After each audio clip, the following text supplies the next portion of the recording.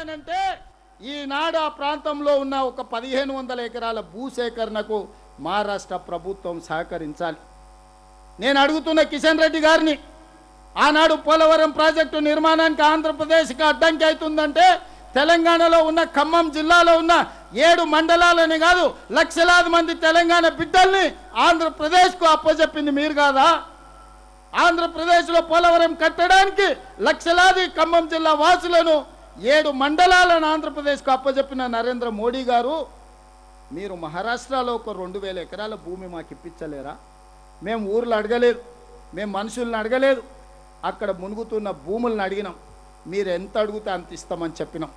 Media మిత్రులకు కూడా నేను విజ్ఞప్తి చేస్తున్నా, ఆ భూసేకరణకు సంబంధించి ఎంత ఖర్చైనా మేము ఇస్తాం.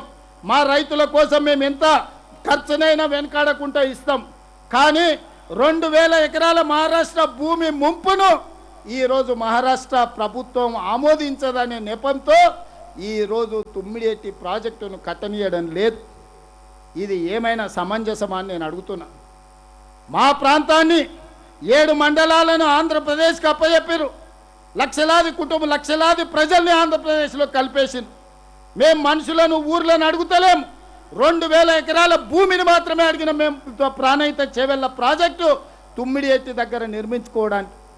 మా ఇంత చిన్న సమస్యను ప్రధానమంత్రి గారు కిషన్ రెడ్డి గారు దృష్టికి వస్తలేదా?